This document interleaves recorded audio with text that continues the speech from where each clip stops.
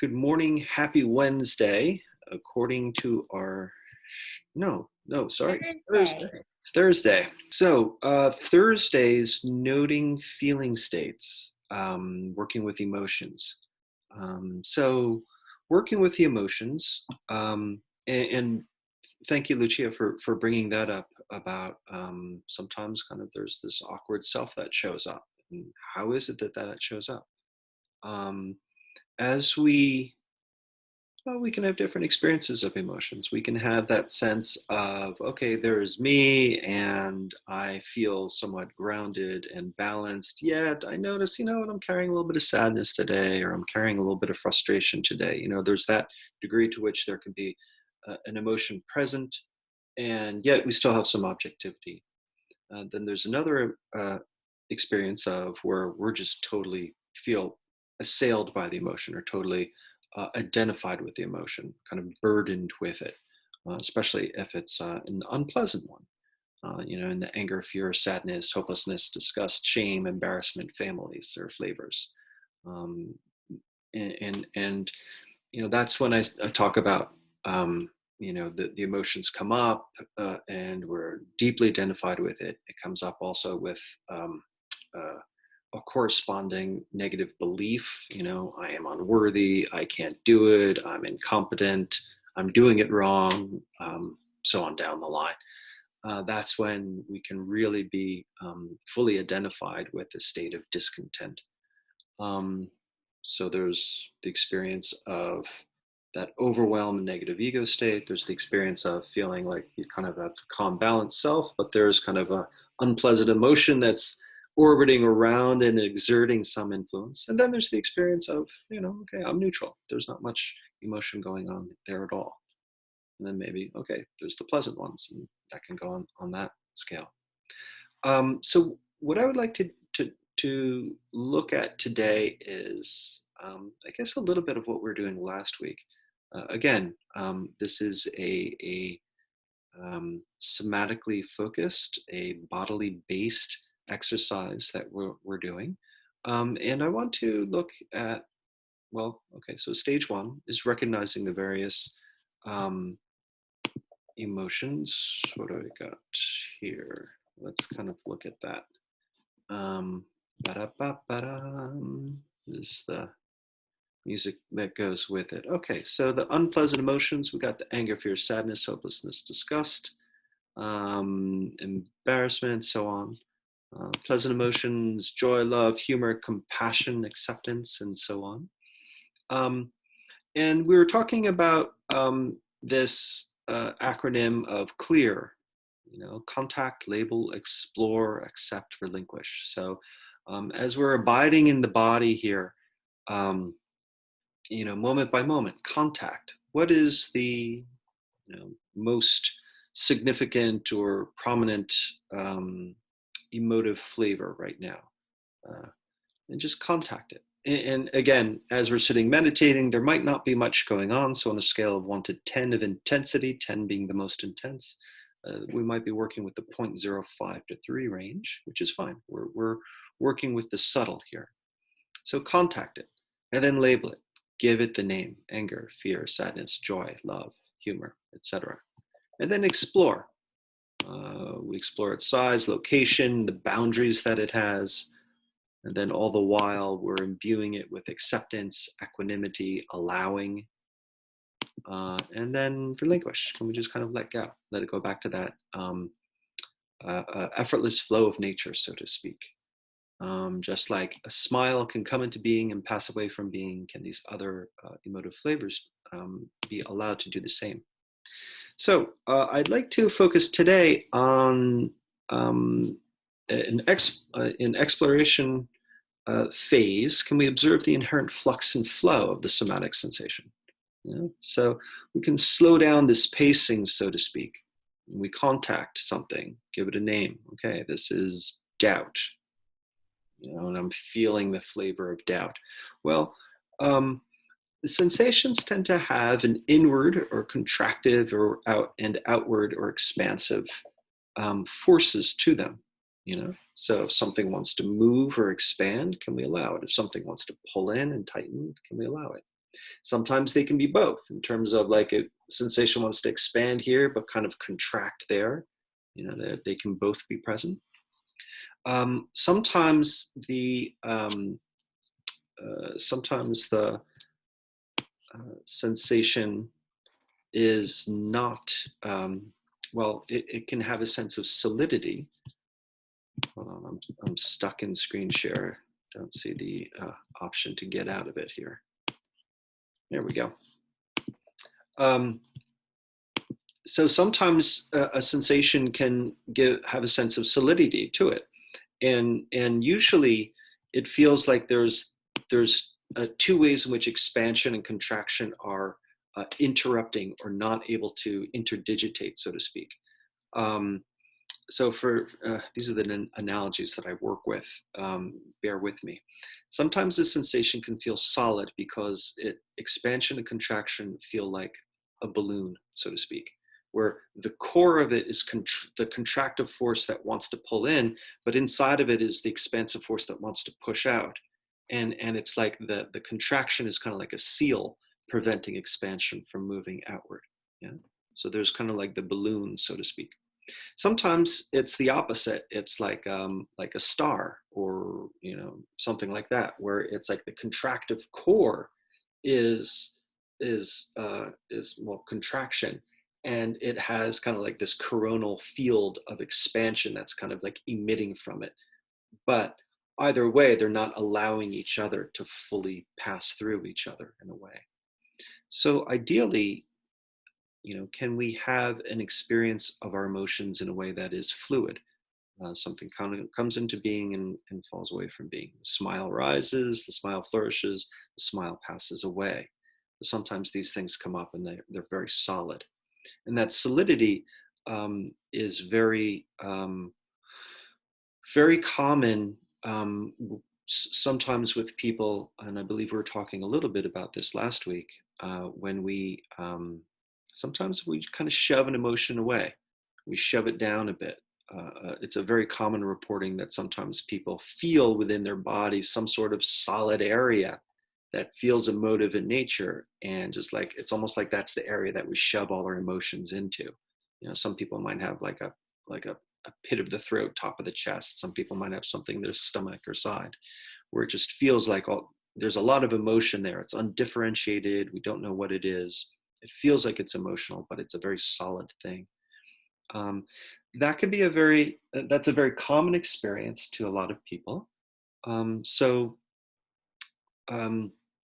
Ideally, can we allow the emotions to flow? So if you can contact an emotion, um,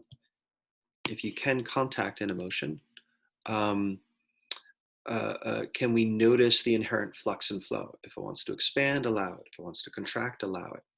But then sometimes the emotions are just solid and it doesn't feel like it moves. So if we can attune ourselves to the more subtle experiences of the emotion, meaning like, all right, is it kind of like there's a contraction at the core and there's an expansion on the corona? Or is it like there's an expansion kind of inside and a contraction sealing it in? The more that we can begin to attune to differentiate the subtleties of how expansion and contraction might not be flowing throughout each other, if we can become aware of it and then begin to allow, then they can begin to potentially flow. But sometimes that doesn't even work. Sometimes we don't even have that much information.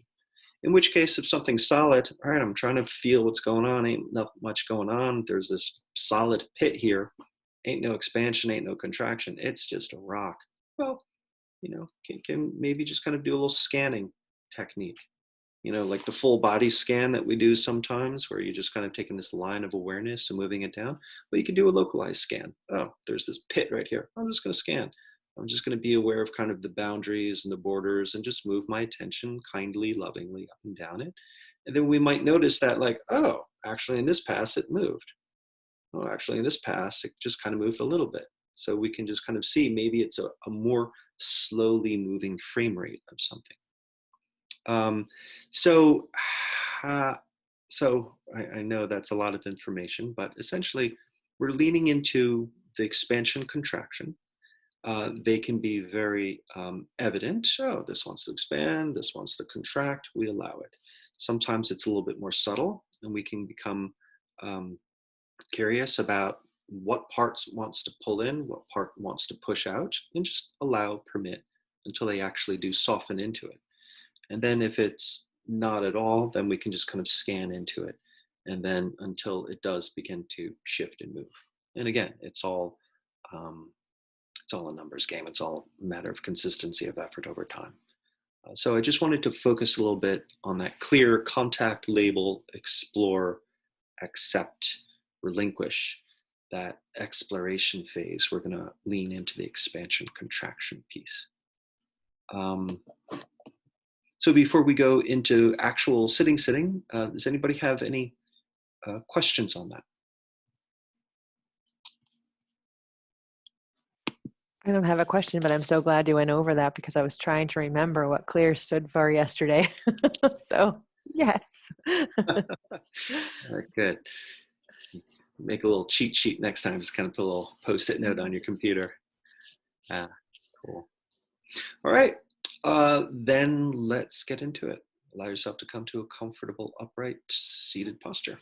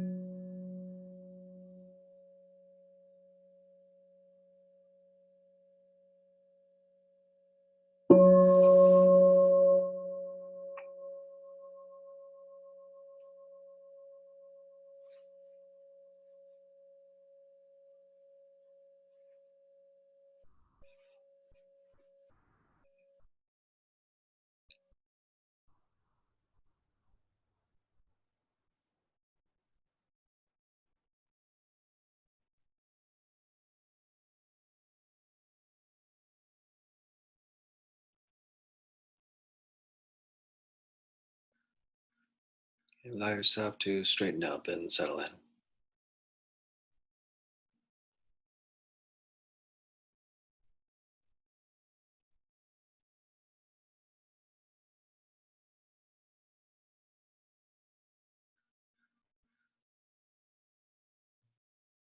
Spend a few moments, simple contact with breath to cultivate a bit of shamatha, a bit of concentration. So, however it is for you, you prefer to tend to the breath.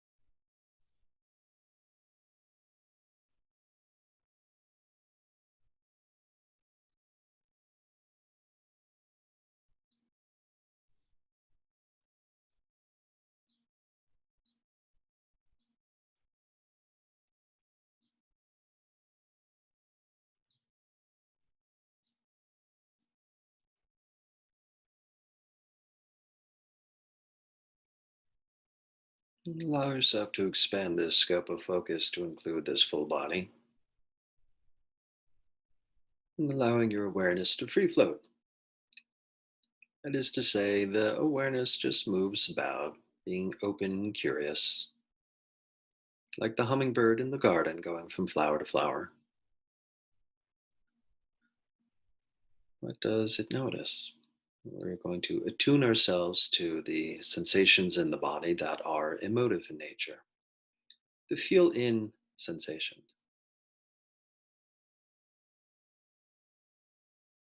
So, moment by moment, various emotions could potentially rise and fall, come into being, pass away from being. Anger, fear, sadness, hopelessness, disgust, shame, embarrassment, not sure, feel negative, or feel unpleasant. Joy, love, humor, compassion, appreciation, acceptance, peace, not sure, feel positive, feel pleasant, or even neutral. Just moment by moment. Be open and curious.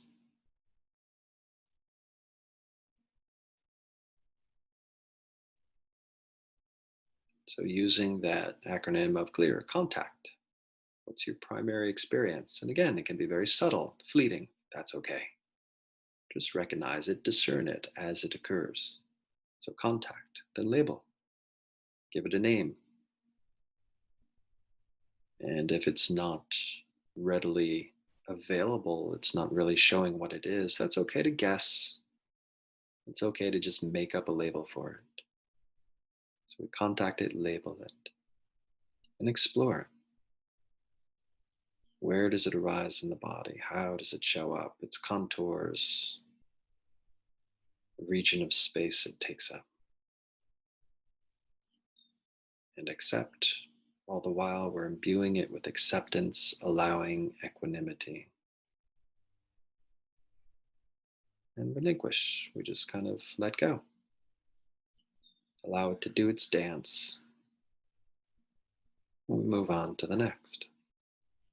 So, as I'm labeling, it might sound something like this: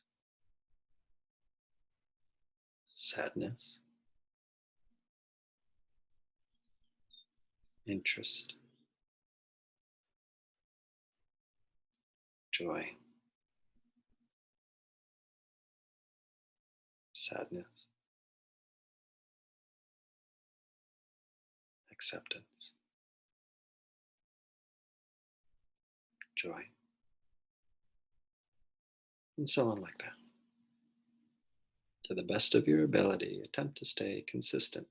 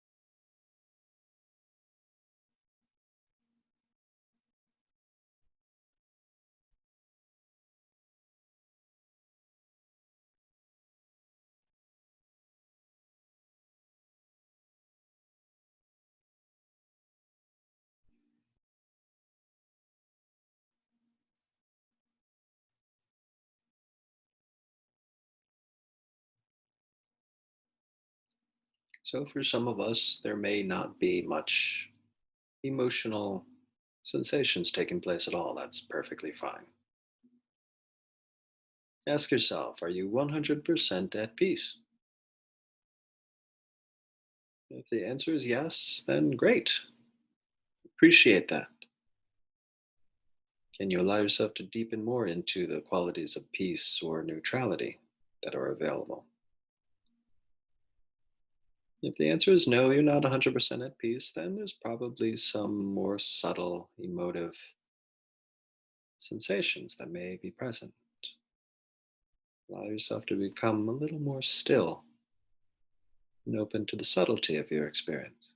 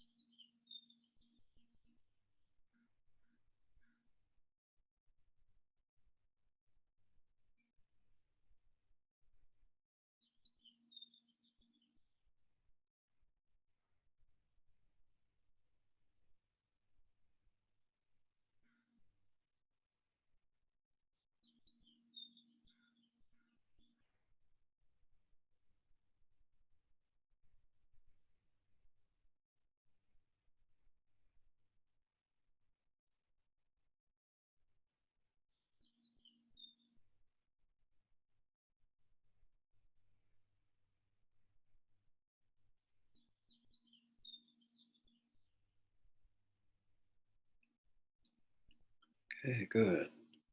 So now let's lean into some of the themes of expansion and contraction. As you contact an emotive flavor and you label it, as we move into the exploration of it, what part of that sensation wants to expand? Allow it. What part of that sensation wants to contract? Allow it.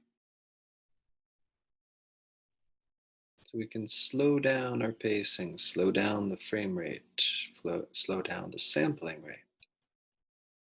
Just tend to the facets of your experience a little longer as we can soak into the expansive and contractive qualities.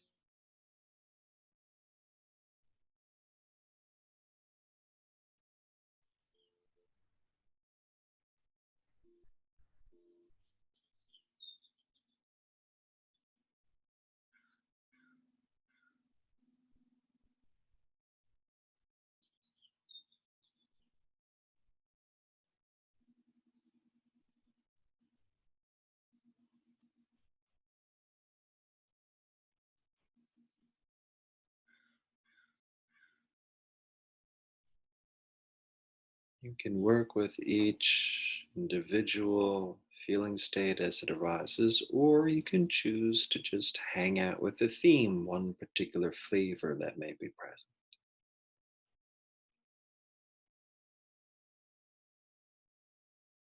If you have no emotions going on, you can just hang out with regular sensations, the feel out, pressure on pressure sensations as well. They too are subject to expansive contractive forces.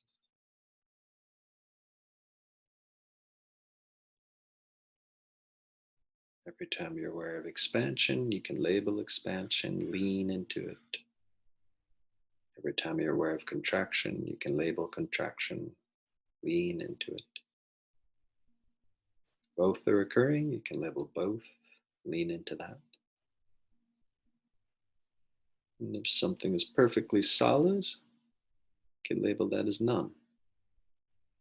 Lean into a simple scanning awareness of that localized sensation until some degree of expansion and contraction begins to individuate from that experience.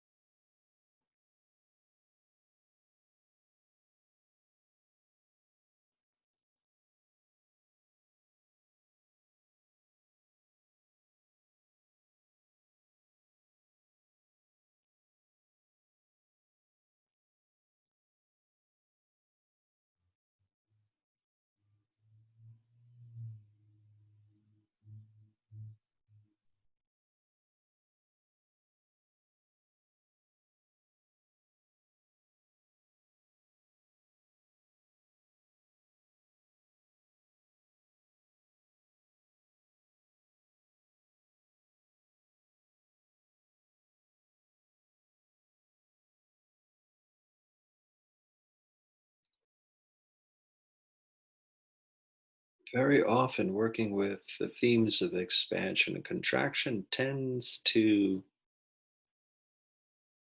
neutralize a lot of the feel in, neutralizes a lot of the experience of emotion. We can say that this way of working is equanimity inducing, or that it moves us more towards neutrality.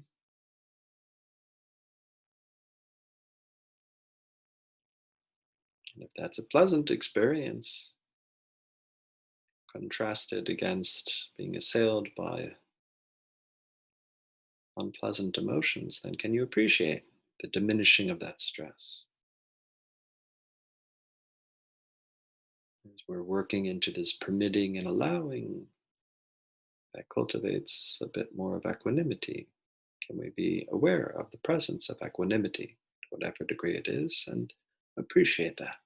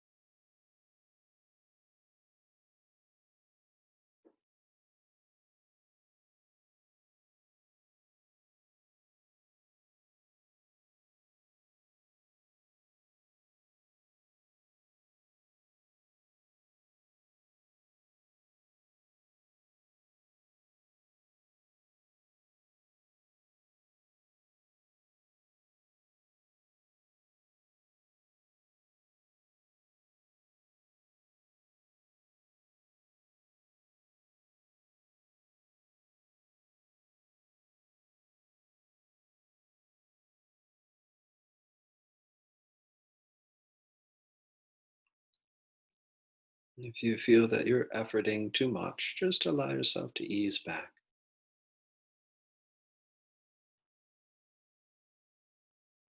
Move from an efforting to more of a sense of grace. We're not trying to do anything. Just allow yourself to just rest into any of the flux and flow within your experience.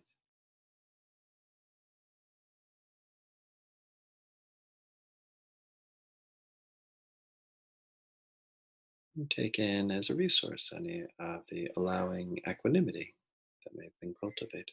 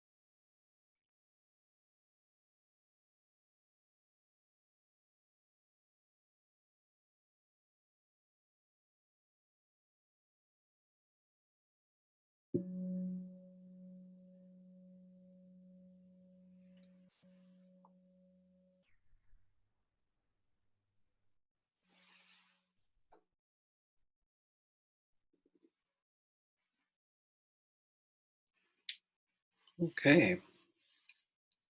At ease, everybody. Post bell practice, allowing yourself to receive the efforts, receive the merits of your efforts. So, what did you notice? What did you observe? Feel free to unmute yourself and manifest.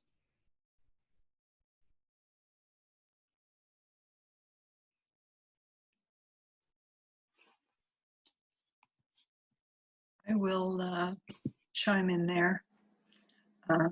Hey, Rochelle. So I happened to open my eyes at one point when you were talking about equanimity, maybe 10 minutes ago. And Nicole's cat had just kind of was sitting next to her, I believe, and moved away. And I've often in my practice felt like it's easier for me to tune into an equanimous state in someone else. It's probably also from years of going to retreats just a day or two towards the end. And so when I get there, I take advantage of soaking in the state that everybody else has achieved. So I just kind of meditated on that cat as it just kind of sat there and then jumped off, and could feel its equanimity. So Getting a contact high from the cat. yes. Yeah, that's good. There's something about being able to recognize that goodness quality in others and being able to attune to that. I mean, that's quite a resource to be able to have, and to take that as an object or something that fuels the equanimity for you. That's pretty cool. As opposed to the contrasting experience where a lot of people walk around and in their interpersonal experience, it's being closed up or defensive, what have you. But for you to be able to lean into that interpersonal space and just feel the presence of equanimity or some sort of feel positive there that you can use as fuel. That's wonderful. Do you experience that as you go through the day and interact with others too? um, Or is it only in the retreat experience? it's certainly heightened in the retreat because there I'm really looking for it. Yeah. One usually feels, although, because I've been in and out for years, many people, you see faces that you recognize and there's instantly that connection. Yeah. So and I also consciously seek that out because I'm aware of I kind of ride on the work that everybody else has done all week. Mm-hmm. So part of me it invokes that little sense of guilt at cheating because of that. And yet on the other hand, it feels very respectful of all the work that everyone has done and using that. But in general daily life, probably not so much. I'm It's an curious. interesting thing to try to do. Yeah, I'm curious if you did do that in daily life outside of retreat environments, of what would be available. Mhm. Curious. Of course, in lockdown, it's been entirely different, but I do at least go out walking every day. Okay. Just put out a bunch of screenshots of Nicole's cat around your place, and I was gonna say if you can't find that person, I'm willing to send you cat videos, Rochelle. So Oh, that sounds awesome, Nicole. well, maybe in lockdown, as you go out for walks and you see others pass by, is it possible? Then it's like we're kind of talking about a bit of a metta practice there, kind of leaning into the equanimity, the appreciative joy in others, yeah, or just that metta kindness quality. Yeah, I'm curious. Report back on that. I'd like to hear how that goes. Cool. All right, so probably have time for one more. Anybody else? What did you notice or observe? What was relevant for you this morning?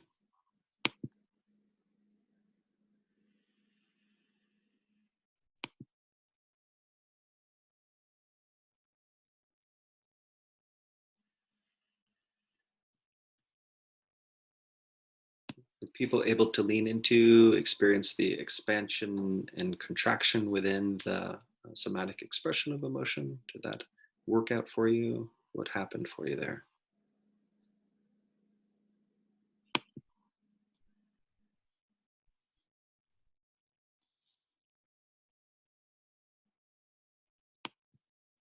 Everybody's just abiding in equanimity. Yeah, yeah, Lisa. Yeah. No, I did not do well at all today. I got like a F. I would definitely grade myself an F today. An F? You didn't get the Yeah. solid D minus? Oh, not even a D minus. Nah, that's okay. There's always tomorrow. There's always later in the. No, my mind was like, no, it wasn't not here today. So there was just a lot of distraction, a lot of activity. Oh, I think it was just.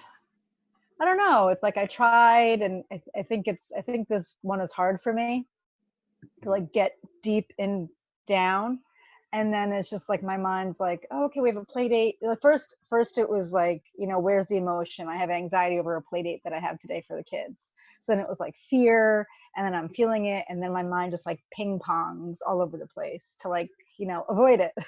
I want to avoid this feeling. I'm guessing. I don't know. Yeah. So that's a very, very normal, common thing. It's like, who wants to feel anxiety? That's just unpleasant. Yeah. And it's natural to just climb up into the architecture of the mind and kind of get lost in our It was little. a lot easier to daydream today. Yeah.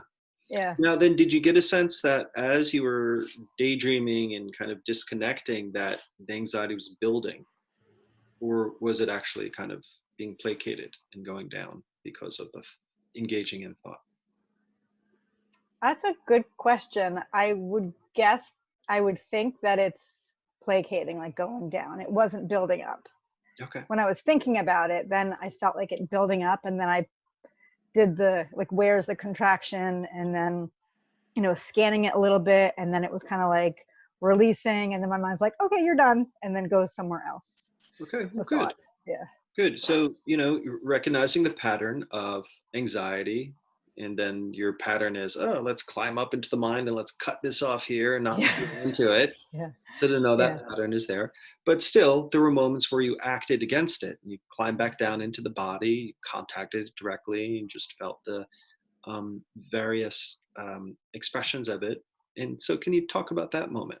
Those moments where you were able to tap into it and you felt it go down just enough. Yeah, I imagined it in like it was in the heart area, right? Mm-hmm. So it was like the heart chest area, and then it was first anxiety and then fear, and then it was almost like the fear was like bursting out of the anxiety, and then when I scanned it, it kind of like gelled apart a little bit, I guess I would say. Mm-hmm. And then I was like, I guess I felt a little calmer that, this is going to be okay. This happens to everybody. And then my mind went to like, what I ordered on Amazon that's coming today. So, yeah. Good. It's all right. So, you didn't hold it for a while, and there was kind of, right. It was a less of a preoccupation. Yeah, it was definitely a ping-ponging thing. So when you scanned into it and you said that it gelled apart, what do you mean by it? Yeah, it was like I visualized it like kind of like when your hands were, going like this, mm-hmm. That's what I kind of visualized it doing. Okay. So it was almost like, and it wasn't done doing, like it wasn't done releasing, but before it was done, I for some reason, that's when my attention span like went away. Okay. Probably, good. I mean, yeah, like I don't remember why, but. Mm-hmm. Yeah. So I won't accept your F self-grade. Sorry to say. You're able to tap into it, and okay. you for the moments that you did, and then you were scanning through it, then you were discerning the different kind of movement, and you were allowing, and then you noticed that there was a decrease in the suffering around it. Mm-hmm. So that's good. Okay. That's good. So, of course, there's the lifetime habit of distract from anxiety. but then you're able to work against it into, okay, open up, turn towards, kind of having this penetrating awareness into it and noticing kind of this ease that happened. But then at the same time, it's like, you know, we're not supposed to feel the emotion external, like cognitively, right? Before we feel it inside, right? So the tool is to scan the emotion first, like the feeling first, right? But I felt like I did it vice versa. Like I knew the emotion, like I knew what I was feeling. And that's when I felt, right?